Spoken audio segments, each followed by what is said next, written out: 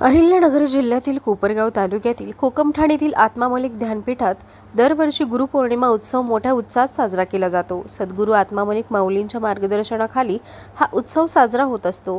सालाबादाप्रमाणे याही वर्षी 8 ते 10 जुलै 2025 दरम्यान हा गुरुपौर्णिमा उत्सव साजरा होत आहे।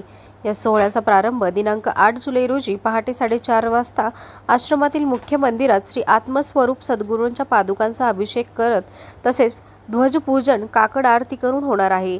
दिनांक 8 ते 9 व 10 जुलै दरम्यान चालणाऱ्या गुरुपौर्णिमेच्या महोत्सवासाठी विविध सत्संग मंडळ, गावगावची भजनी मंडळे, विविध प्रवचनकार, कीर्तनकार आपली सेवा देणार आहेत। दैनंदिन काकड आरती, हरिपाठ आदी कार्यक्रम अखंडपणे चालणार असून देश विदेशातील लाखो भाविकांच्या उपस्थितीमध्ये हा गुरुपौर्णिमा महोत्सव आत्मोत्सव साजरा होणार असल्याची माहिती आत्मामलिक ध्यानपीठाचे अध्यक्ष संत परमानंद महाराज यांनी आयोजित पत्रकार परिषदेत दिली आहे। यावेळी ध्यानपीठाचे उपाध्यक्ष संत निजानंद महाराज, सचिव संत विश्वानंद महाराज, प्रसादालय प्रमुख व उपाध्यक्ष बाळासाहेब गोरडे, सरचिटणीस हनुमान भोंगळे आदींसह आत्मामलिक ध्यानपीठाचे संत महंत, विश्वात्मक जंगली महाराज आश्रमचे ट्रस्टचे पदाधिकारी, सदस्य मोठ्या संख्येने उपस्थित होते। कोपरगाव एक्सप्रेस न्यूजसाठी सुनील ससाने, कोपरगाव। आषाढ शुद्ध पौर्णिमा ही महर्षी व्यासांपासून दिली गेलेली परंपरा, अर्थात व्यास पौर्णिमेचा दिवस म्हणजे गुरुपौर्णिमेचा वार्षिक सोहळा हा अखिल विश्वामध्ये ज्या ज्या ठिकाणी सद्गुरु सत्ता रमणीय आहे अशा प्रत्येक गुरुस्थानावरती आपल्या भारतीय संस्कृतीमध्ये साजरा होणारा विश्वव्यापक विश्वात्मक असा सोहळा आहे। सन 1986 पासून गुरुदेव जंगली महाराज आश्रमामध्ये गुरुदेव माऊलींच्या कृपाशीर्वादाने साजरा होणारा हा सोहळा याही वर्षी 2025 साली या ठिकाणी संपन्न होतोय। अखिल विश्वाचा सद्गुरू हा निर्गुण रूपाने तुमच्या माझ्या सर्वांच्या हृदयस्थ विराजित आहे। त्याचं नाव आहे आत्मा। अशा या समस्त जीवांच्या सत्य स्वरूपाचा, मूळ स्वरूपाचा अर्थात सद्गुरूंचा म्हणजे आत्म्याचा हा उत्सव आहे।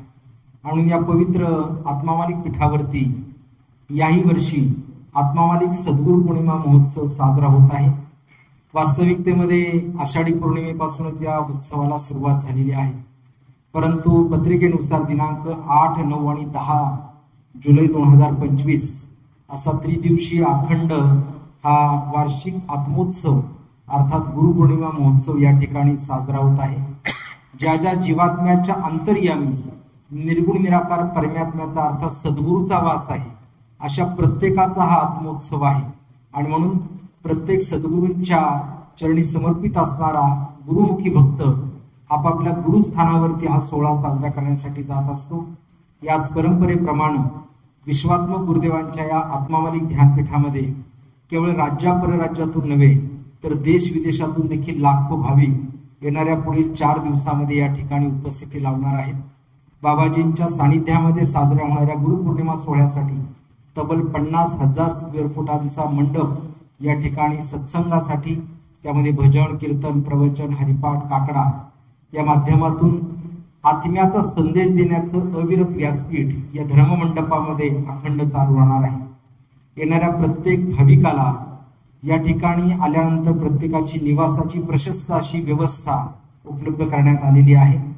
ही सर्व व्यवस्था प्राप्त केल्यानंतर परमपूज्य गुरुदेव माऊलींची दर्शन भेट अर्थात सद्गुरूंच्या आत्मस्थितीचे एक दिव्य दर्शन त्या प्रत्येक भक्ताला चैतन्य कुटीमध्ये अखंड चालू राहणार आहे।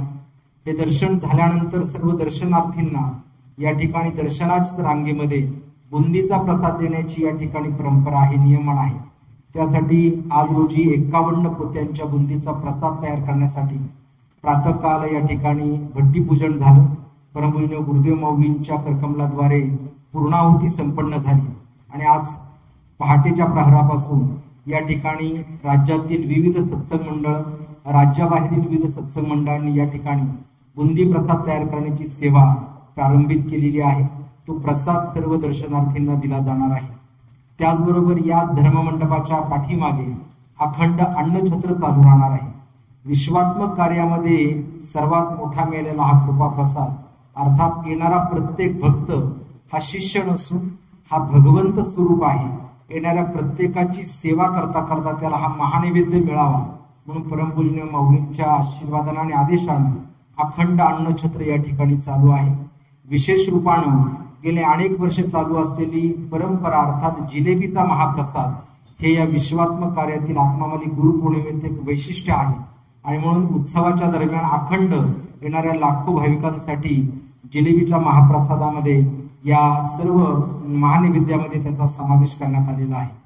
अर्थात गुरुदेवांच्या कृपेनं या ठिकाणी येणाऱ्या प्रत्येक भाविकाची निवासाची असेल, दर्शनाची असेल, या ठिकाणी सत्संगाची आत्मचिंतनाची असेल, त्याचबरोबर या ठिकाणी महाप्रसादाची असेल, अशी सर्व व्यवस्था या ठिकाणी सज्ज झालेली आहे.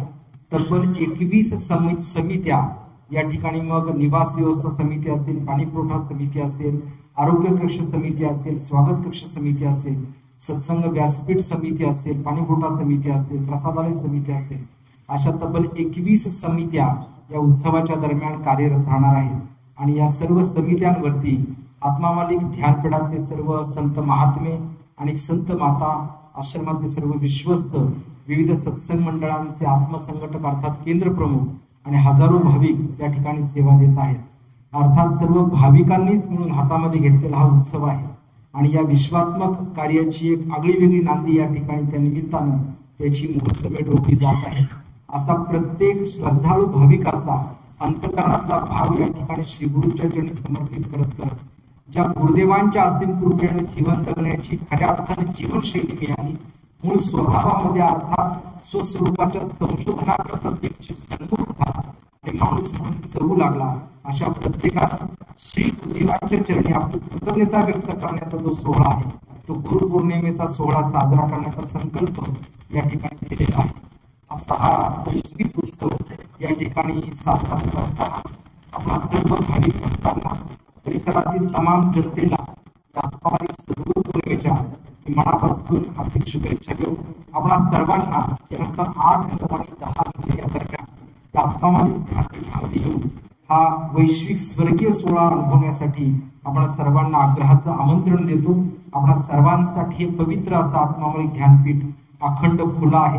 आपण प्रत्येकाने या ठिकाणी यावं, आपल्या स्वतःचा अर्थात अंतरात्म्याचा शोध घेऊन खऱ्या अर्थानं जीवनरूपी उत्सवच महोत्सव बनवावा, यासाठी मी आत्मामालिक गुरुपौर्णिमा महोत्सवाचं पुनश्च एकदा आपल्या सर्वांना सादर आमंत्रण देऊन या ठिकाणी थांबतो. धन्यवाद.